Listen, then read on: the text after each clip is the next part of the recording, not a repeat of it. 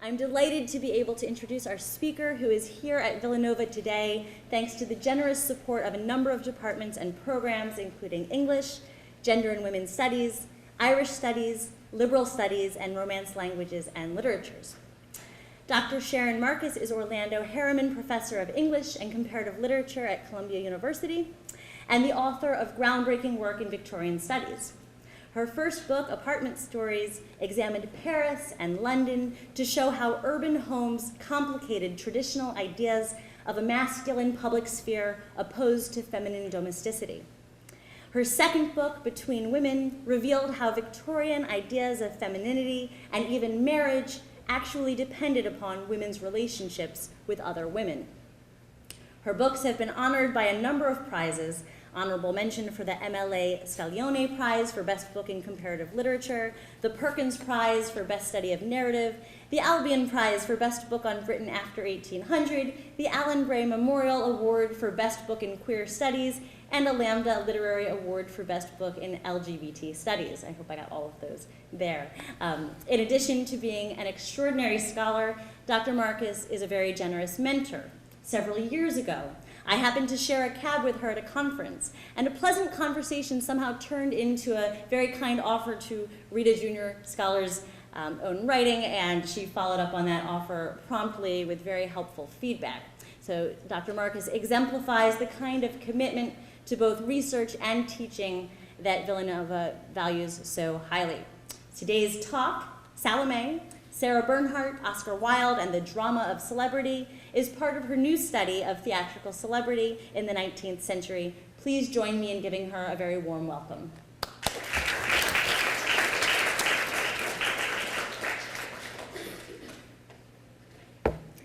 Thank you all for coming. I want to thank Professor Rappaport and everyone at Villanova. Ooh, strobe. Okay, good. Stop that. All right, well,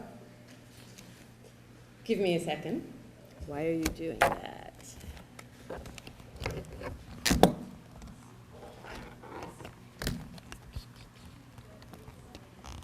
I hope you all saw that first image, because that may end up being all you see in the PowerPoint presentation. Let's see. Put this back in. Can you get on the other side maybe and hold the computer? Let's figure out where this came from. Can I get that?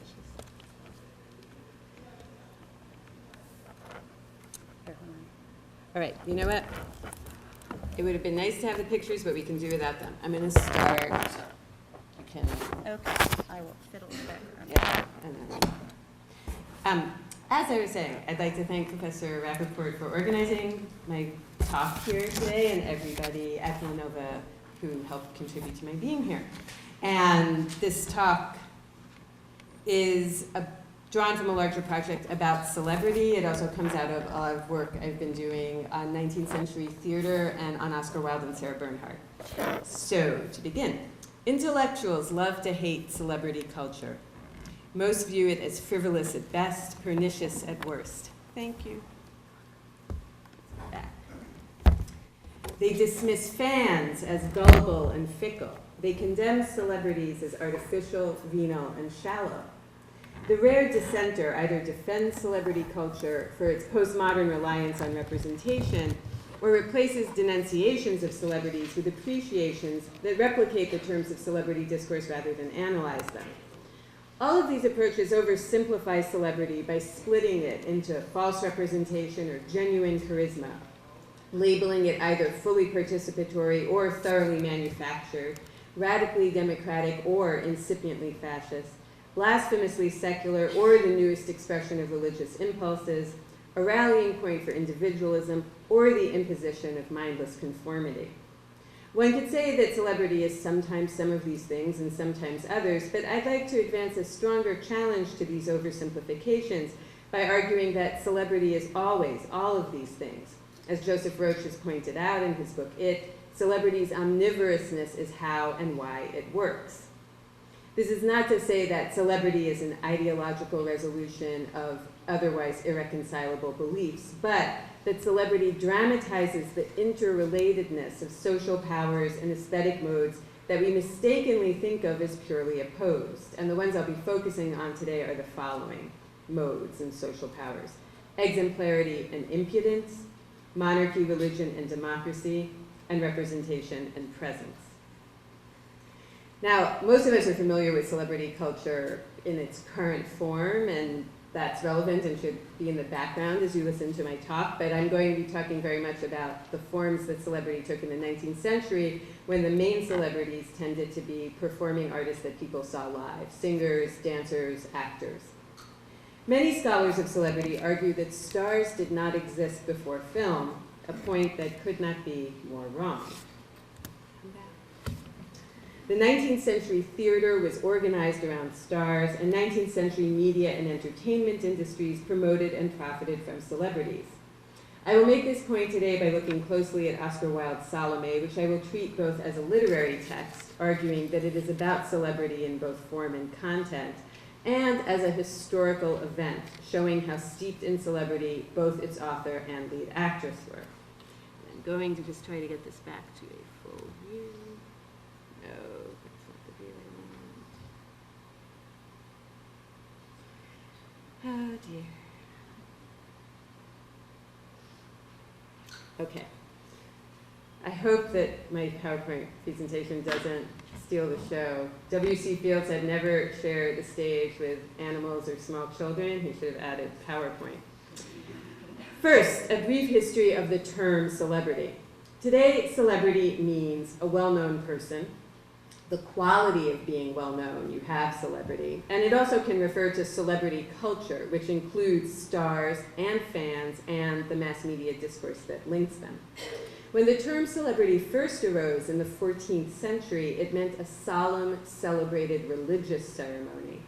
In the late 17th century, celebrity began to acquire its modern secular meaning. The word star acquired its current definition in the 1820s. And by the late 1840s, celebrity referred both to a trait one could have, you had celebrity, that used to be a much more common locution, and to a type one could be, you could be a celebrity. Although we commonly assume that celebrity originates in the realm of entertainment, from early on it was also embedded in politics.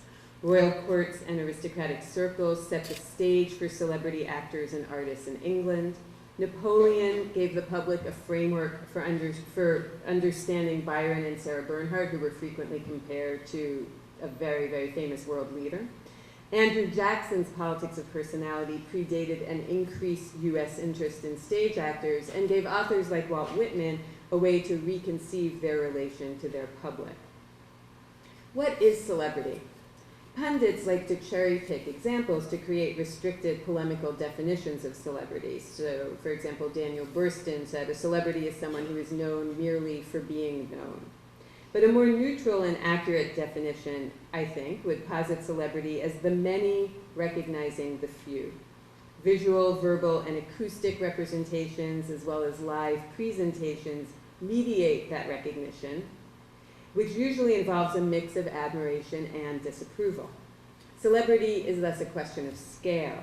It depends on representations and stars themselves circulating quickly and far, which in turn depends on the portability of images, words, and people. Celebrity also depends on the asymmetry of scale between stars and their publics. Stars, by definition, attract more attention than they can reciprocate. A star's name and face are recognized and known by far more people than she can recognize or know, and by people who do not know one another, but may feel connected by their mutual worship of a star. Celebrity unites opposites, the one and the many, democracy and elitism, religion and secularism, typicality and extraordinariness. Its complex structure may explain its attractions for Oscar Wilde, an artist famously drawn to paradox and equally interested in high art and commercial culture. Although the biblical setting of Oscar Wilde's one-act play Salomé may seem too archaic to generate celebrities, the play became an episode in the history of celebrity when, in 1892, Wilde announced that Sarah Bernhardt, pictured here, the world's most famous actress, that's how she was billed for decades, would play the title character. Bernhardt was a perfect choice despite being almost 50. She had just impressed spectators with her youthful appearance as a 19-year-old Joan of Arc. When Wilde was composing the play in French in Paris in the fall of 1891, Bernhardt was playing a sexy Cleopatra, and you see that in this slide, one of her many roles as the type of orientalized femme fatale evoked by Wilde's title character, Salomé. Casting Bernhardt was also a canny way to sell an English public on Wilde's play, which he wrote in French and intended to have performed in French in London. For over a decade, she had drawn huge audiences worldwide to performances conducted exclusively in French. By most accounts, she could barely pronounce 5 words of English. And she had an especially close relationship with the public in London, where she had first become an international star in 1879. It was therefore with good reason that Wilde made much of Bernhardt's willingness to take on his lead role, trumpeting the news to fellow author Pierre Louis in June 1892, "Sarah va jouer Salomé," 2 exclamation points. Sarah is going to play Salomé. Even before Bernhardt agreed to play Salomé, she and Wilde were linked by celebrity, though Bernhardt was by far the bigger star. In 1880, newspapers summed up her visit to Thomas Edison with the headline, "The most famous man in the United States meets the most famous woman in France." What a British reviewer in 1910 called Bernhardt's inexplicable power of personality made the actress as appealing to newspaper readers as she was to theater goers. And this is a quote from a London paper. "No one needs to be told that Sarah Bernhardt is a great actress. As a purveyor of good copy, she is also unequaled." The press began calling Wilde a celebrity in 1882, before he had published or done much of note. And in 1883, so very quickly, an exasperated British journalist lambasted Wilde for, quote, "mistaking a forgotten butterfly notoriety for permanent fame." Wilde and Bernhardt, as many scholars have shown, both used photography, advertising, and international travel to gain public recognition.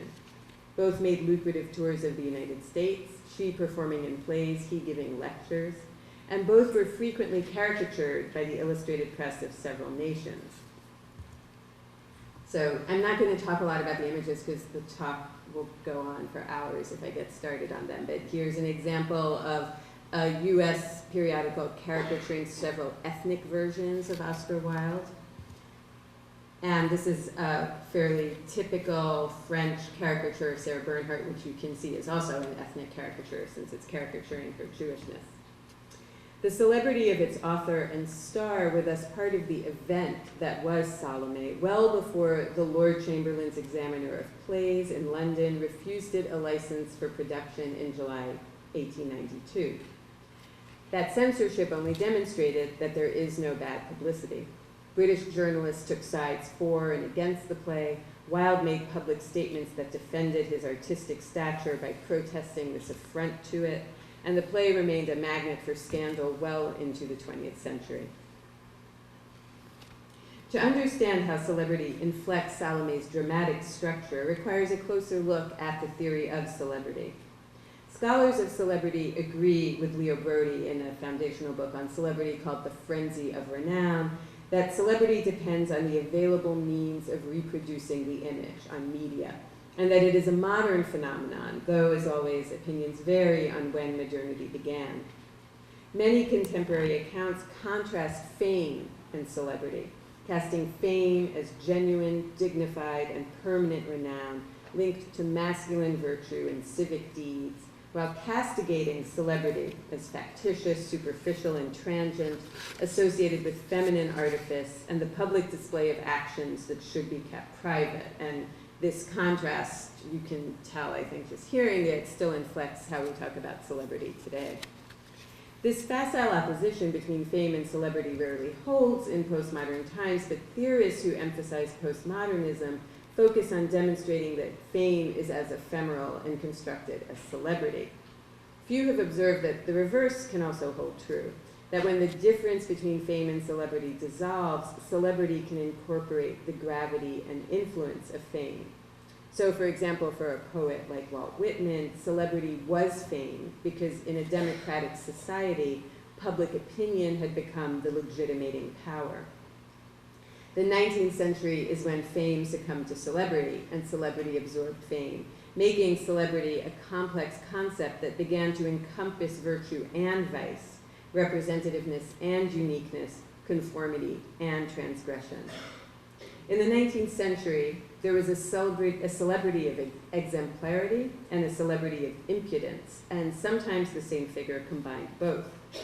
The exemplary celebrity typified social virtues, embodied normative values, and consented to being considered a model or pattern worthy to be imitated by others.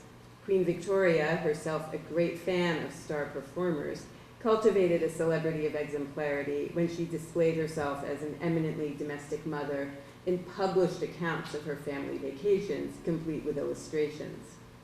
By contrast, impudence implied a willful and showy departure from norms by people who presented themselves as inimitable, though they often inspired emulation. Like Byron, Franz Liszt, Disraeli, and George Sand, Oscar Wilde flaunted his difference from the crowd and his indifference to popular opinion and middle-class conventions. Such figures were not simply eccentric, a term that implies an involuntary uniqueness. The impudent shamelessly choose their differences and choose to exhibit them. The celebrity of impudence marked Wilde up to the end of his career when he made witty quips on the witness stand during his 1895 trials. Like his mother, Speranza Wilde, a well-known feminist and Irish nationalist, he believed that, quote, those who make public opinion do not heed it. Over the course of a career that began in the 1870s and lasted until her death in 1923, Sarah Bernhardt was also known for both her impudence and her exemplarity, shifting from one to the other over space and time. Until the 1890s, she was a controversial figure in France whose press caricatured her Jewishness and her queer femininity.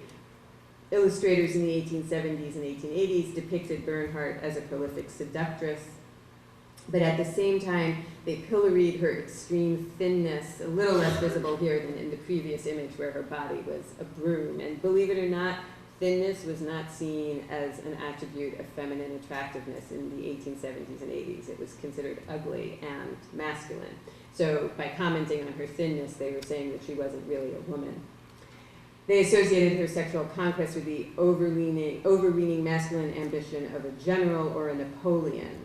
It's kind of remarkable how often she was depicted in military guise. So here, she's depicted as being Napoleonic because, like Napoleon, she's crowning herself emperor.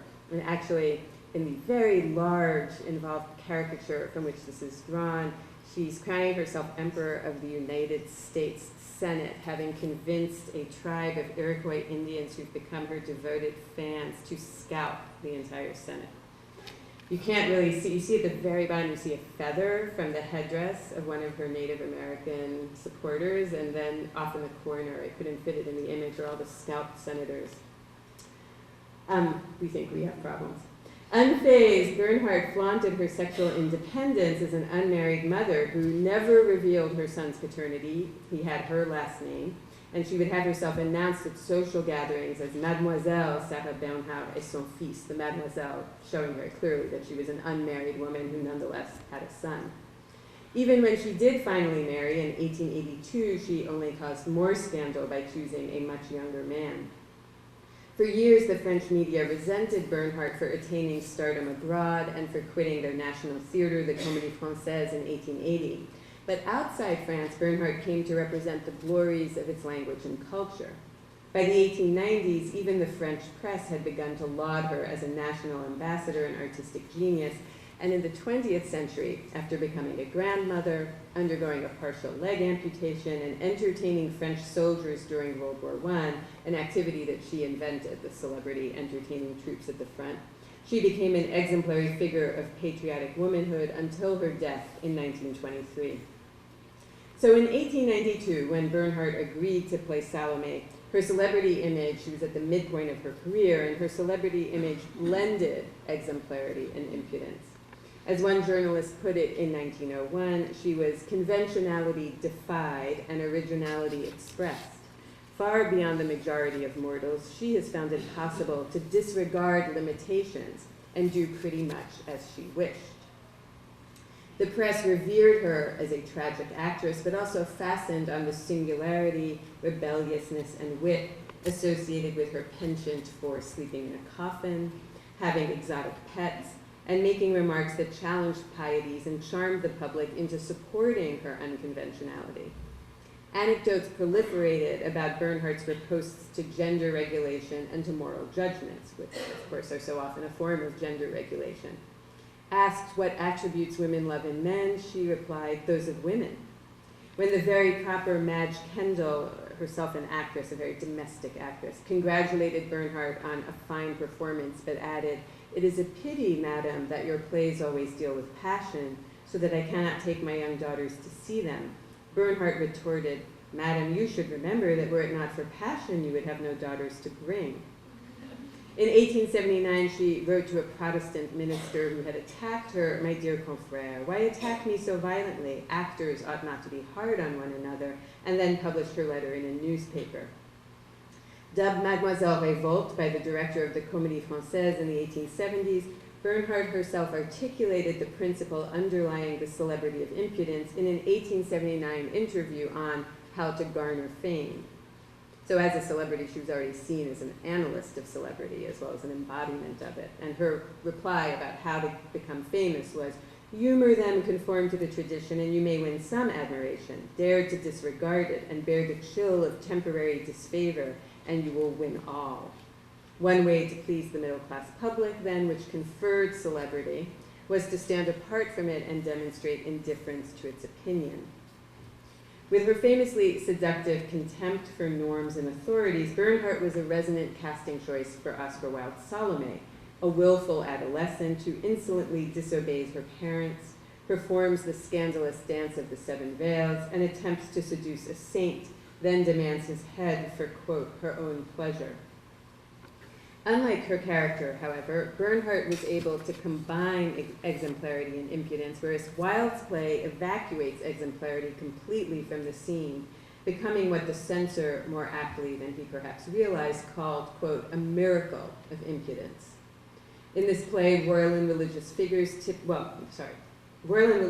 typically are exemplary characters, but in this play, their endless conflicts prevent them from incarnating moral or social standards. Saints, prophets, rabbis, and royal family members in Salomé denounce one another for defying the law, then denounce such denunciations as themselves insolent. Yochanan, Wilde's name for John the Baptist, upgrades each of the play's monarchs for being shameless, and I'm going to refer sometimes to the original French because that's how Wilde first wrote the play. So the word in French is impudique, which has very strong connotations of shamelessness, but also clearly resonates with impudence. But far from exercising supreme authority, Yochanan is himself an outlaw, exiled to a cistern, known by an archaic, exoticized name that assimilates him to the characters he denounces.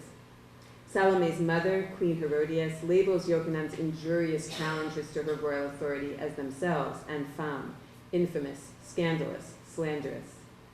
Far from functioning as the play's moral center, the rhetoric and diction of Yochanan's tirades echo the speech patterns of Salomé, the character he most reviles. And as in Wilde's other plays, in this play, all of the characters kind of sound the same, but they're not saying witty epigrams. They're all talking in a sort of pseudo-archaic pattern. Saturated in scandal, the play generates serial accusations of infamy that are themselves bound up in shameless, insubstantial claims to authority. In Salomé, nothing is sacred. I have to find my water. Excuse me.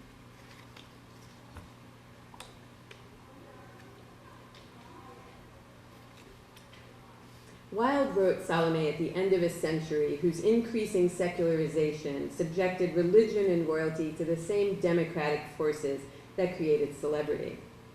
Authors like Strauss and Renan personalized Jesus by making him a historical figure. Feuerbach redefined deities as the projections of the human ideal of personality itself, that was his term, and Durkheim considered gods expressions of what humans valued most, their social bonds with one another. Walter Bagehot recast the British monarchy as a popular spectacle, deprived of real power, but useful as an entertaining distraction and national tradition. For centuries, fame had been the privilege of hereditary caste, priestly status, poetic genius. Absolute monarchs and religious institutions had monopolized pageantry and strictly controlled the stage. Celebrity and its theatrical powers, by contrast, by the 19th century, could belong to anyone willing to acknowledge the authority of the populace, which during the French Revolution had proven itself capable of using direct action to make and break gods, rulers, and theatrical performances. By the late 19th century, divinity and government had come to depend, like celebrity, on media representation and public opinion. Increasingly large and heterogeneous groups legitimated religious and political leaders, and eventually monarchs and popes would retain power only by consenting to be stars. Conversely, celebrities became gods,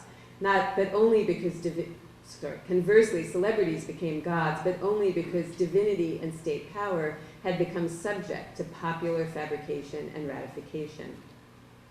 Bids to reconcile theater and religion framed both as inescapably democratic, able to mold the populace but also subject to it. Alexis de Tocqueville observed that plays represent, even among aristocratic nations, the most democratic element of their literature. And in 1880, Oscar Wilde wrote, "I am working at dramatic art because it's the democratic art and I want fame." In an age that made royalty into a form of celebrity, celebrity could approximate royalty. Describing his 1882 lecture tour of the United States, Wilde comically played up how publicity had elevated him. "I am now treated like the royal boy," a reference to the Prince of Wales. "I stand at the top of reception rooms, bow graciously, and sometimes honor them with a royal observation, which appears next day in all the newspapers. Loving virtuous obscurity as much as I do, you can judge how much I dislike this lionizing, which is worse than that given to Sarah Bernhardt, I hear." Wilde could archly claim equivalence with the Prince of Wales and supremacy over Bernhardt because, like them, he was now a celebrity. To be treated like royalty, however, was not to be given political power or aristocratic titles, but to have one's sayings reported in the newspapers. But in a democratic age, when divinity and royalty were no longer sacred, to be called divine or imperial could not protect celebrities from calumny, just as the monarchs and saints of Salomé have no immunity from insult. The story went that when Bernhardt complained to the Prince of Wales about malicious press coverage, he consoled her by saying, "You are not nearly so badly spoken of as my mother." As Wilde experienced during his 1895 trial, celebrities like royalty could be demonized as readily as they were acclaimed. Wilde's play incorporates the conflict that led to its censorship, a conflict over who owns religion and can determine how others will approach it. In refusing Salomé a license for public performance, the Lord Chamberlain's office was objecting less to the fact that Wilde portrayed biblical figures on stage than to the way he portrayed them, as carnal objects of erotic desire whose physical attributes are often described using biblical citations that adapt, as the censor put it, scriptural phraseology to situations the reverse of sacred. Furthermore, Salomé depicts both royalty and religion as ephemeral and disposable, the results of human creation and thus vulnerable to human destruction. Neither kings nor gods rule absolutely in Salomé. Herod has only a shaky hold on a client nation of a Roman Empire, and his royal family is riven by infighting, while the numerous religious sects whose chatter fills the play with lengthy doctrinal quarrels establish a situation in which all beliefs are matters of debate. So often when one reads the play, one thinks, why are there 5 pages of very complicated discussion between different Jewish sects? And I think part of the point Wilde is making is that religion has become quite relative in the world he's depicting, but also in the world in which he was writing. Among the play's less frequently remarked motifs are regicide and deicide. Throughout, characters mention kings and gods dying at one another's hands, thriving as the result of publicity, or withering at the pleasure of the populace. Early in the play, 2 secondary characters discuss their country's gods. One explains that the Romans chased his deities away and that when he went to look for them, he could not find them. Quote, "I think they are dead." Just as there are many gods, there are many kings, all expendable mere mortals. Yochanan calls for Queen Herodias' death. "Bring a multitude of men against her. Let the people take stones and stone her." When another character, the Cappadocian, remarks, "It is a terrible thing to strangle a king," the first soldier replies, "Why? Kings have but one neck, like other folk." Salomé equates religion with celebrity by making it a matter of public opinion that revolves around the status of the visible. The play includes several dialogues that highlight the conflict between Jews who worship a God that one cannot see, that's a quote, and others who adore a God that they can see and touch. Herod notes of Yochanan, he is a man who has seen God, and as a result, a cult has coalesced around him. Salomé never names Jesus directly nor puts him on stage, but characters speak of him as human enough to be the subject of sightings, rumors, and gossip, and Yochanan's vivid speeches about him seek to provoke interest in a still relatively unknown figure at the time that the play is taking place. In later Christian iconography, St. John the Baptist is a publicist for Jesus, announcing the news of his divinity on a scroll that declares, "Behold the Lamb of God." Yochanan is an impresario and a groupie, a publicist who creates fans but is also himself the supreme fan. In his role as disciple, Yochanan fulfills the fan's functions of worshiping the celebrity and talking about him. As Jesus is intimate, Yochanan has a vicarious celebrity of his own, attracting a crowd of followers because of his eccentric habits, bizarre clothing, and proximity to Jesus Christ. As the first soldier explains, a great multitude used to follow him. He even had disciples, talking about Yochanan. And the French word that Wilde uses for multitude is foule, which would be better translated as crowd, which links Yochanan's followers to a particularly modern form of public, teeming with democratic desires to pull down and mingle with their rulers and divinities. The ultimate representative of the power of the public and the celebrities it creates is Salomé herself, who thwarts King Herod by demanding that he cut Yochanan down to size, and whose dance performance silences Yochanan, the only person on stage whose star power rivals her own. Having repeatedly demanded the head of Yochanan, Salomé exhorts the executioner to strike, strike, strike, then addresses a vengeful tirade that goes on for pages to his bloody severed head, whose lurid display was one of the stage play's most provocative aspects. Salomé is not only a scandalous princess who will herself soon die, thus showing the vulnerability of royalty in this play. Her sanguinary demands for a saint's head on a silver platter also recall the revolutionary crowds who applauded the use of the guillotine to subject royalty and religion to demotic power.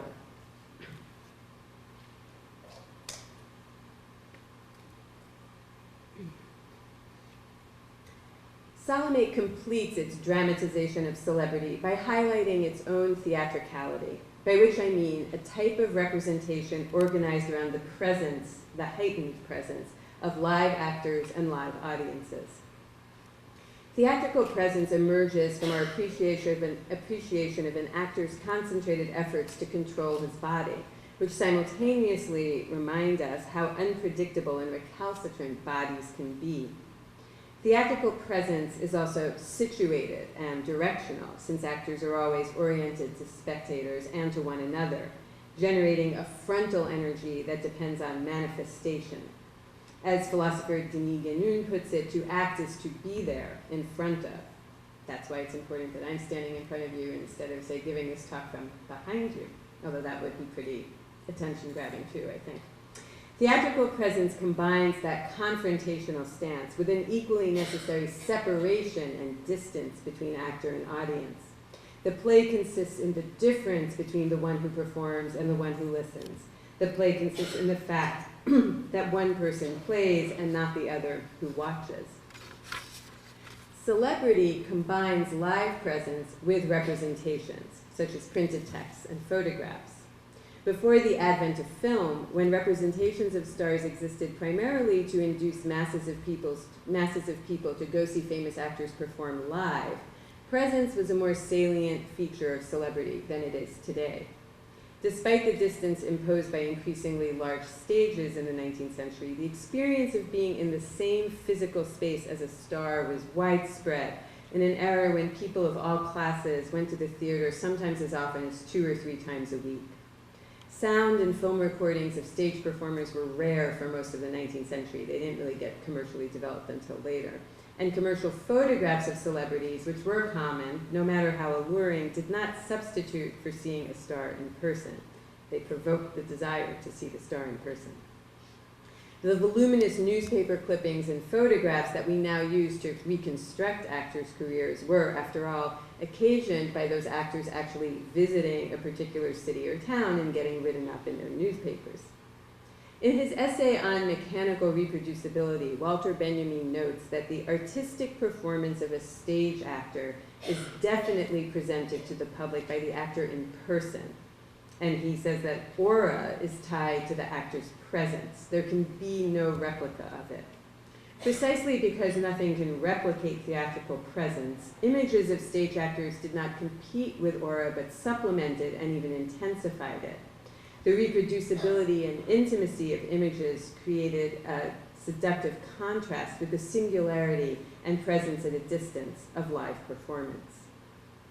In the case of Sarah Bernhardt, an actress known for her distinctive voice and physical sinuosity, photographs and posters brought the star just close enough to remind viewers what was missing, and what we now today can never really have access to, her presence, which they could experience only at the theater. To be sure, celebrity representations could become ends in themselves, and Bernhardt cannily extended her stardom into the realm of the image by letting photographers like Nadar and many others photograph her. This is a very famous photo, very early in her career. She commissioned the artist Musha to design flattering, idealized posters for her plays, and she sold her name and image to advertisers of various commodities, including pianos, you see here. Also, wine she was willing to advertise, even real estate, powder, the list went on. Photographs, however, were the property of photographers who paid sitters a fee but kept profits from sales. 19th century actors, therefore, did not present themselves on stage to sell representations.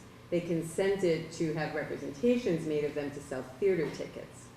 Photographs were portable and could be disseminated widely, but to become a star, actors like Bernhardt had to circulate their persons on an extraordinary scale, traveling, in her case, incessantly across the world to perform in venues that included elite theaters, music halls, and even vaudeville tents.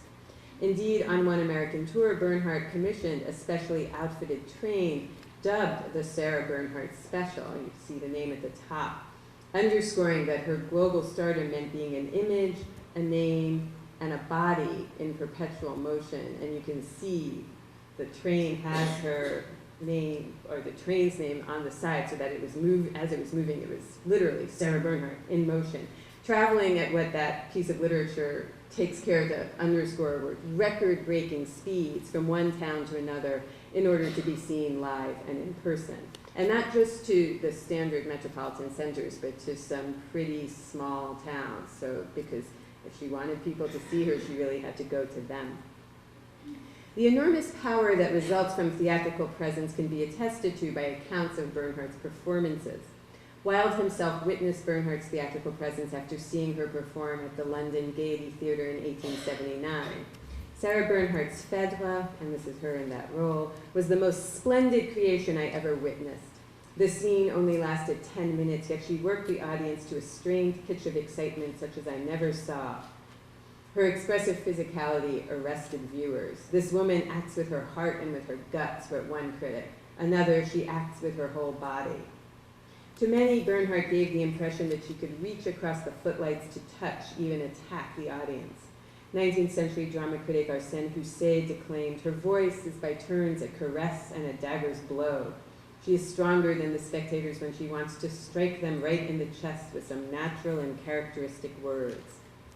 Her flexible body, akin to that of an acrobat or dancer, conveyed a contained mobility, a coiled vitality, always on the verge of exploding, even when she was most at rest. Her unique ability to twist and spiral, her notoriously uncorseted form, expressed key features of her celebrity persona that the press both celebrated and mocked. The capacity to bend around obstacles, to reconfigure norms at will, and to create herself, to become her own signature. And here you see, this is a Romana play about Sarah Bernhardt mocking her powers of self-publicity by calling her Sarah Barnum, and she herself forms the letter S. of the title, her very body assuming the sinuous form of an S, the letter that she chose as her first initial when she changed her name from Rosine to Sarah. Celebrity then, like stage acting, is an interplay between display and distance, presence and mediation, acting and watching, talking and listening. Just as celebrity combines presence and representation, so Salomé combines a theater of action and a theater of narration. Wilde's dependence on a theater of narration in this play is obvious. Although Salomé has been staged successfully many times, it is also a symbolist work, written as much to be read as to be performed, and whose reliance on figurative language, very, very elaborate extended metaphors and similes, seems to make the characters stand for the process of representation itself. When not converting one another into elaborate similes, characters spend much of the play narrating the action in verbal bursts that function almost like intertitles in silent film. In the play's opening scene, for example, before Salomé has made her entrance, the young Syrian tells us what she is doing off stage. The princess is getting up. She is leaving the table. She looks very troubled. So the characters talk, in effect, as if they were giving stage directions or as if they were narrating a novel rather than acting in a play.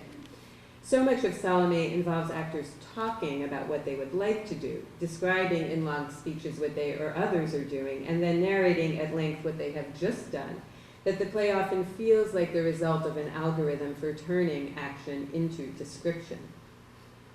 Salomé is equally invested, however, in the theater of presence, and that's important to my overall point because, as I've been arguing, presence is such a crucial element of celebrity in this time period. The choice to cast Bernhardt is the clearest statement of Wilde's vision of his play as a theatrical event organized around live glimpses of the celebrity body.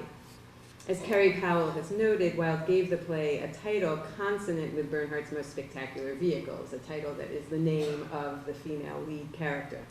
And before acting or being hired to act in Salomé, Bernhardt had had several hints with titles like Tosca, Fedora, Cleopatra, Gismonda. So Salomé clearly is alluding to that kind of title structure. And corpses, blood, and discarded clothing litter Oscar Wilde's stage in Salomé as copiously as in any of those Sardou melodramas that had been such hits for Bernhardt before she agreed to play Salomé. Wilde's plan to release scents and perfumes into the audience during performance of Salomé, the lurid, saturated colors he wanted to use for the set and costumes, also point to his desire to make the stage play an overwhelming sensory experience that would have the intensity and penetrative expressiveness of his star. Though when we read the play, its blasons, these long extended descriptions, seem to turn the characters into tissues of words, in performance they also draw attention often to one of the key features of stage acting, the presence of bodies visible in their entirety from head to toe. One of the things we've really lost with film acting. A phenomenon that Herod underscores when he tells Salomé, you are going to dance barefoot, pieds nus, that's good. Over the course of the play, dematerializing similes and metaphorical speeches give way to wordless physical manifestations, such as Salomé's dance, and to blunt physical assessments, unmediated vision, and direct contact, often violent, with hair, skin, eyes, and mouths, all focal points of the celebrity body that draw the gaze of the audience as characters verbally and physically fixate on them. So Salomé, in one typical speech, likens Yochanan to a ray of moonlight, a ray of silver, but then adds much more concretely, alluding to his presence, his flesh must be very cold, like ivory. What would he feel like to touch him? And then as soon as Salomé hears Yochanan's voice, she wants to speak directly to him and see him. When she hears him, he's still hidden in the cistern. She then has him hauled up from the cistern so that he will be present before her. And then she says she must look at him up close, that his voice intoxicates her, that she is amorous of his body, a line, if she says once, she says at least 10 times. And then after declaring, let me touch your body, she repeatedly announces, I will kiss your mouth, and then does so when presented with his severed head. So I think, I'm using this as evidence to say I think it's not quite right to say it's a play only about representation or turning people into figures of speech. I think one of the reasons it got censored was because of how really scandalously physical it was and how much it drew attention to the presence of the actors' live bodies. Salomé's defining moment, of course, is the dance the princess performs to gain access to Yochanan's body, about which Wilde writes only, Salomé dances the dance of the 7 veils. As Jessica Simon has argued, this notably laconic stage direction refuses to contain physical kinetic performance within ekphrastic description. Unlike his many predecessors who had depicted the Salomé story, Wilde decides not to represent Salomé's dance in words, leaving space for the actress to present it through movement. Salomé also evokes celebrity by dramatizing the powers of commanding performance and soliciting attention. As we have seen, theatrical presence derives from the difference between the actor who performs and the spectator who watches. The celebrity similarly exhibits herself to her devotees and solicits their attention, but maintains an aloof distance from them. On display but untouchable, the star could recognize her fans but refuses to do so. Spectators and fans both pay to gaze on a star who does not return their look and to whom they cannot speak. In a sense, the fan's look is inherently self-annihilating because it seeks a recognition it structurally can never receive. Fans desire intimacy with the adored celebrity, but the celebrity either ignores the fan or, by acknowledging him, risks abrogating the distance needed to maintain stardom.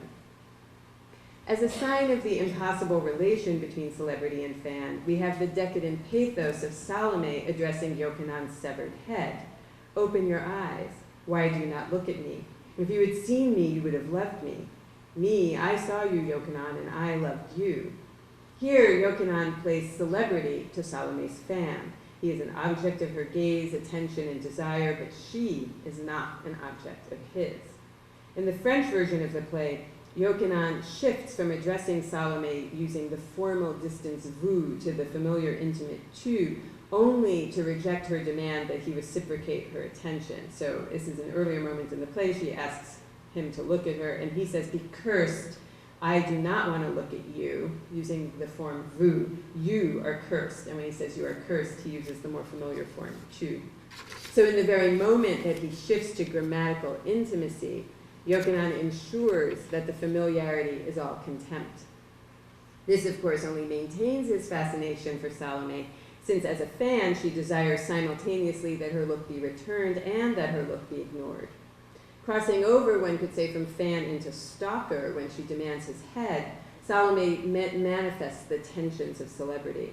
The idol is most alive to the fan when lifeless. To achieve intimacy with the celebrity is to destroy him.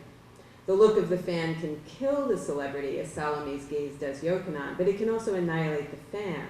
Salomé's biggest fan, the Syrian, kills himself when she does not return his gaze, and Salomé herself dies as a fan when her raving over Yochanan's head provokes Herod to order her death. The non-reciprocal interactions that structure relations between fans and celebrities, spectators and actors, also define the play's distinctive, which is to say somewhat bizarre, form. Wilde in this play often layers multiple conversations with characters engaged in one dialogue, apparently oblivious to the lines spoken by those conducting another. The play's opening lines, for example, in which the young Syrian and the page talk about Salomé and the moon, and pretty quickly you can't tell whether they're talking about Salomé or the moon, Salomé and the moon. It's hard to tell what each is referring to. Those opening lines establish a disjunctive form that makes it difficult to say with certainty if we're listening to a dialogue, where people are actually responding to one another, or two monologues running in parallel. Even when directly addressing one another in this play, most characters rarely acknowledge one another's statements, or do so only to negate them. Yochanan, for example, tells Salomé not to approach him and to cover her face with a veil. She ignores his order, then later removes veils from her body in order to get closer to his. Nor do characters in the play ever achieve reciprocity of the look. If you read the play and you chart the obsession with looking that really suffuses it, you see that Herodias watches Herod watch Salomé, the page looks at the Syrian, who looks at Salomé, who looks at Yochanan. Each character is confined to being audience or actor for the others, but never both at once. Wilde's play poses questions central to the theory of celebrity, whether power comes from looking or showing off, from being seen or withholding oneself from view. It simultaneously highlights the power of celebrity presence and the vulnerability of the adoring spectator, whose craving to communicate with the celebrity makes her a praying supplicant. Most critics of the play have argued that it equates looking with sexual domination, and this is clearly at work. Salomé acquires power over Yochanan by feasting her eyes on him before and after his death. Linda and Michael Hutchin have complicated the equation of looking and domination by arguing that in Salomé, to look is to grant power to the one observed, and that the title character is not objectified by the gaze, but empowered by it. And that's true too, but these sweeping claims can't really account for the way that Herod's gaze upsets Salomé, who enters the stage fleeing from it. I will not stay, I cannot stay. Why does the tetrarch look at me all the while with his mole's eyes shaking, with his mole's eyes under his shaking eyelids? Nor can the claim that being seen empowers Salomé explain the play's ending. Quote, a ray of moonlight falls on Salomé and illumines her. Herod, turning round and seeing Salomé, kill that woman. Power in Salomé resides not simply in being observed, but in the exhibition, the deliberate, controlled exhibition of presence, the intentional solicitation of an adoring gaze, coupled with an ability to keep one's audience at a physical remove and to control the terms of their spectatorship. This was precisely the power of the theatrical celebrity, both on and off stage. Maybe not the power of every actor and actress, but the power of those who had acquired the stature and control offered by fame. And Salomé's dance illustrates the power of deliberate display, despite the risk of degradation also inherent in such performances. Herod tries to make her dance an occasion to deprive Salomé of power when immediately after her performance he commands her, approach, Salomé, approach so that I can give you your wages. I pay female dancers well, I do. You, I'll pay you well. By calling Salomé a danseuse, a term that in French is really not one that implies a lot of status, Herod reduces the aloof princess to the epitome of sexual availability. His repetition of the imperative approach and his use of the familiar form tu when he says, I'll pay you well, express his hope that payment will allow him as a spectator to command intimacy with the performer. Breaching the distance that normally obtains between the spectator and the star, however, almost immediately causes the spectator great distress. For instead of argent in the form of money, I pay dancers well, I do, Herod says, Salomé demands argent in the form of a silver basin containing Yochanan's head and reduces the imperious king to a wheedling bargainer because he doesn't want to accede to her demand. The power of controlled display persists to the end of the play, for Salomé does not die simply from excess visibility. Her death coincides, in fact, with being rendered invisible by being blocked from view by the soldiers' shields. That's how Wilde writes in the stage descriptions that she dies.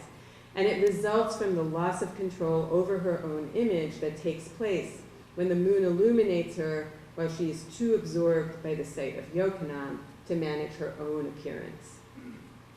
This is my final short section. Over the course of Wilde's play, Salomé is performer and spectator, star and stalker. Her name, and therefore the play's title, encapsulate the bond between celebrity and fandom. Wilde's career suggests a similarly complicated bond between the author, master of representation, and the actress, queen of presence. Authors had been minor celebrities since the 18th century, Rousseau, Byron, Dickens, Victor Hugo, but Wilde was a new type, the author whose celebrity personality closely resembled that of an actress. One of the earliest caricatures of Wilde, and I think I skipped a few pictures here, so that's another picture of Bernhardt. This is the Wilde image I want to talk about. One of the earliest caricatures of Wilde, an 1881 image by J.B. Nichols, portrays Wilde with long hair, full lips, in aesthetic white costume, holding a branch of lilies, the words, how utter, floating around his knees. In the border of the image, idealized muses and cupids alternate with recognizable images of real actresses, kind of at noon, 3, 6, and 9 o'clock. who include Ellen Terry, Lily Langtry, and directly above Wilde, Sarah Bernhardt, the most recognizable, interestingly, physically, of the lot. The image presents Wilde as the actress's fan, muse, and author, but it also makes him an aspiring member of a dramatic sorority. He is superior to the actresses in scale, but inferior in the degree of dignity conferred on his image. He is above and beneath them, dwarfs them, and is outnumbered by them. Wilde embraced this theatrical celebrity that such images attributed to him. It's, of course, one of the things that distinguishes him as a 19th century author. He was a fan of actors and actresses, a successful playwright committed to writing crowd-pleasing comedies, and a theorist of the self as a work of art. He capitalized on Bernhardt's fame well before casting her in Salomé by publishing a poem dedicated to her in a newspaper in 1879. But he also asserted the supremacy of the author over the actress when he insisted in an 1892 interview that he had not written Salomé for Bernhardt. Quote, "I have never written a play for an actor or actress, nor shall I ever do so." Like so many things Wilde said, that was less than accurate. He had several times told actors and actresses that he had written plays for them. Such work is for the artisan in literature, not for the artist. At the height of his career as an author, Wilde courted celebrity, but also asserted his autonomy from public opinion. A decade earlier, however, when first starting out as a celebrity, Wilde had been happy to hitch his wagon to Bernhardt's star. It is said that Wilde was there, flower in hand, to greet the actress when she disembarked in England to begin her 1879 tour.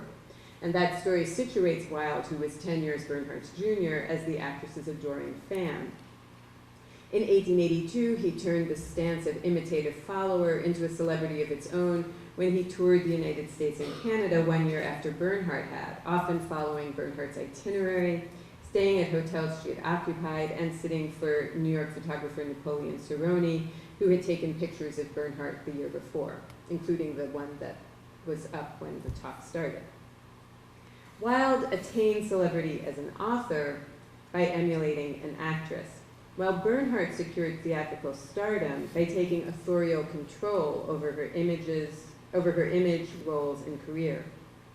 Though the actress was sometimes known for writing roughshod over authors, and the author often wanted to dictate to performers, they were not simply in conflict, but also in cooperation and identification, a mutual admiration society.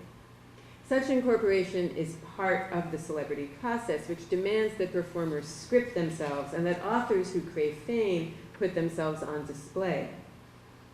After returning to Britain in 1882, Wilde vaunted the links between his American tour and Bernhardt. So after lecturing in the United States, he went back to Britain and lectured about the United States based on his experience. And in that lecture, he claimed that he'd agreed to wear an oilskin costume at Niagara Falls, a kind of slicker, only after being, quote, informed that such a great actress as Mademoiselle Sarah Bernhardt had also worn a dress of that kind.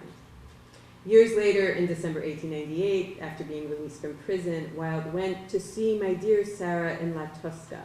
And after the show, he wrote, "I went round to see Sarah, and she embraced me and wept, and I wept, and the whole evening was wonderful." Wilde and Bernhardt now both lie in Père Lachaise Cemetery, their presence maintained by the melancholy representations that are their graves. You see Wilde's covered with lipsticks, kisses, and by the fans who continue to attend them, carrying out and carrying on the drama of celebrity. Thank you.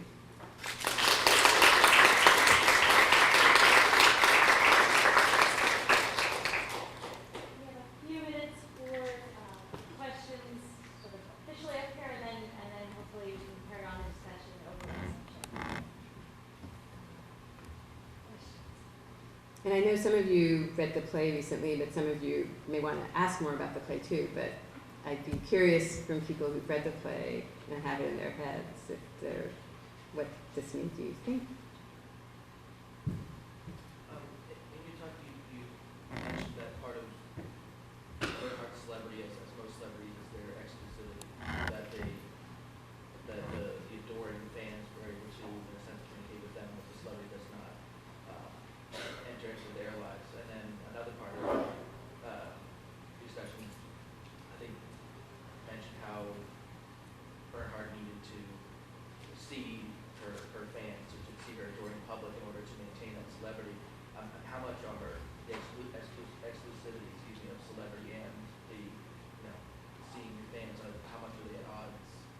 Yeah, that's a good question. So I think it's the tension between those that's actually what makes celebrity so powerful. So she would display herself on stage, because that's what a theatrical performance involves, but then there's a distance between, and it's a very ritualized activity. So she's on stage performing the play.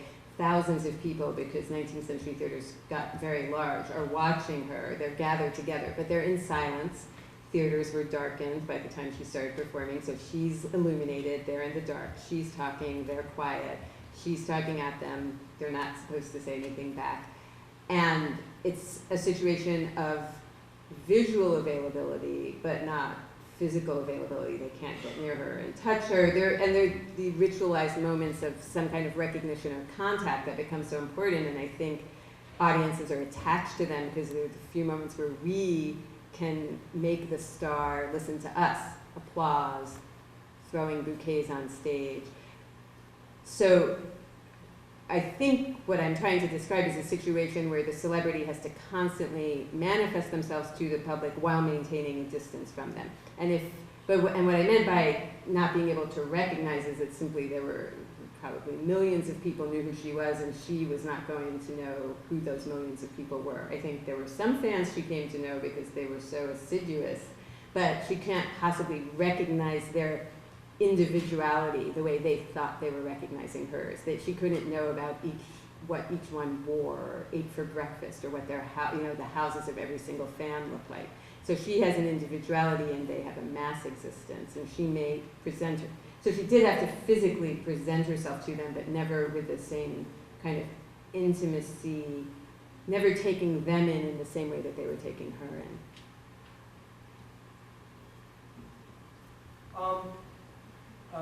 Religion has a big role in this, not just because of the secularization and celebrity you were talking about, but the Salomé itself with the play. You talk about Bernhardt and Wilde jumping between Paris and London, but they're jumping between Catholic France and Protestant England. And I'm wondering if you've thought about or done any work on whether that Protestantism versus Catholicism makes a difference in celebrity and how the two figures are treated when they're going to Anglo areas like America or England versus staying in Catholic France. Well, I have a few answers to that. I mean, the first, interestingly, is that although there's a very broad historical claim, people would say that Protestantism is less open to spectacle and religious imagery than Catholicism, and also in the 17, along with the Protestant, the big revolution in England, the theaters were banned for a while and all of that. Bernhardt was, the Anglo-American countries adored the theater once it got restored, and Bernhardt first became a big success in England and America before she became a big success in France, in part because theater had always been so important in France, I think more in relation to monarchy than in relation to religion. So in France, the king had supported Racine and Corneille and Molière, and even the French Revolution, with all the breaks it made with what came before, maintained the Comédie Française as a national theater, and Napoleon maintained it as a national theater. But because theater never was forbidden in the same way in France, both when it was fully Catholic, then when the Revolution banned religion for a while, then when Catholicism was restored, you really had to work in the system to be an actor, and that sometimes made it harder to be a star because the system was one of ensemble acting, and they claimed to frown upon stardom. Of course, there still were stars.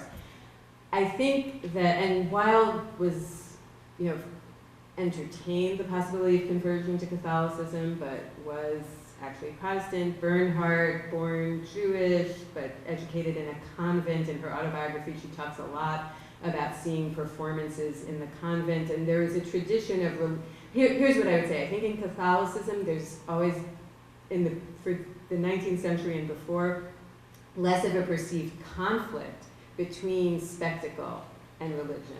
And the rules about religious pageantry were completely different in 19th century France. So Bernhardt, a little bit after Salomé, put on a lot of religious plays, The Samaritan, and you could show the life of Christ on stage. It was considered part of inculcating religious values and informing people about religious stories and bringing religious stories to life.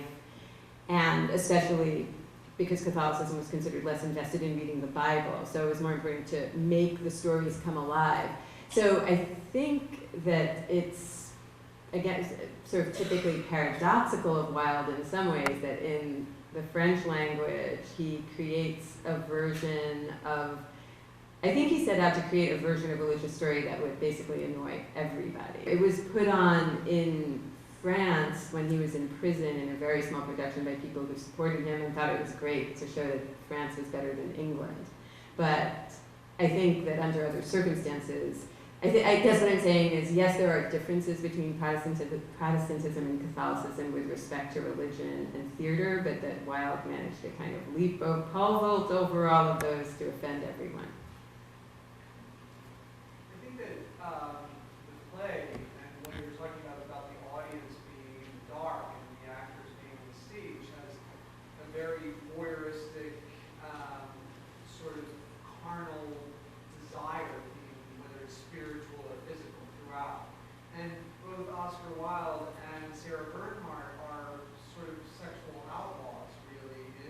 Their celebrity is somewhat based on the concept of sexual outlaw. I wonder, in one sense, I think you don't talk about the in-between space, which is the people who actually bring them together.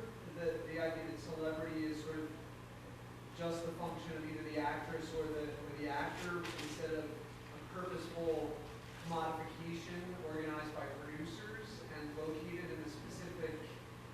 Has your research uncovered anything about whether they wanted to create that kind of sexual synergy? Mm-hmm. Yeah, so that's a good question, and I think gets right at the history of celebrity and the ways that 19th century celebrity and then 20th century celebrity were quite different. So the formative studies of celebrity, starting in the 1970s by Richard Dyer and Joshua Gamson, really focus on Hollywood stardom, and even the work of Adorno in the 50s. He's writing about film and television. Even when Benjamin writes his essay on mechanical reproducibility, what he's really interested in is how film has changed things. And film is not that new when he's writing, it's 1939, but it still feels relatively new. And the studio system did commodify stardom. And there were, so let's just take let's take Bernhardt and Wilde. And what I would say is they were in charge of their own commodification. And once someone's in charge of their own commodification, I'm not sure commodification is the right term anymore, because part of what we mean by commodification is a certain exploitation where someone is extracting surplus value and appropriating it and not giving it to the person whose labor actually produced the surplus value. So there's an interesting article by this guy named Barry King where he very briefly says, you know, I'm not so, and he's talking even about Hollywood stars, I'm not so sure that stars are commodities. He says, I think that they create a personal monopoly in their own image, and that they're actually doing it in part to try to leverage some control against the studios and producers who control them. So Bernhardt and Wilde, for example, they had people who managed their lecture tours and booked hotels for them and booked the lectures for them and had, got a fee, and then also helped manage the publicity. But they weren't really creating Bernhardt and Wilde. And I think this is one of the things that makes Bernhardt and Wilde stars as opposed to kind of ephemeral celebrities. They were both of them, very, very much in control of their own image. And Bernhardt quit the Comédie Française because she didn't like people telling her what to do, bought her own theaters. She was her own director, her own producer, her own manager. And it wasn't as common then to have even directors. It was most often the lead actor was the director. So actors, once they became stars, had a lot of power over them. So, I mean, they couldn't control, they had to manipulate the press. They couldn't control what the press said about them. So you see, I think that's part of the reason the caricatures are so interesting, because they show the battle or the conflict between the discourse of the press, which is, of course, always creating the celebrity even when they're mocking the celebrity. I think the caricatures had so much of a charge because I think often the press was annoyed that Bernhardt had actually exceeded even their powers, because she really was able to, she published her own books very early on. She published an account of going up in a balloon. She went to photographers and was very much in charge of how her image was depicted. She published an autobiography very young, and I think in part it was so that she could control the terms of how she'd be represented, and it was quite effective, because to this day, there's recently a biography by Robert Gottlieb, and it's based 50% on Bernhardt, as every biography before has been, on Bernhardt's own autobiography. So I think that the studio system in Hollywood in the 1920s, those people understood that stars were out of control, and that what they needed to do was create stars, tie them down with contracts, and control as completely as possible the terms of their stardom, so that they wouldn't have these overweening celebrities running them up. And so I would say that basically Wilde and Bernhardt were not really commodities. That's all we have time for officially, but I hope we can continue the questions as we enjoy the refreshments that are set up by the window. And please join me in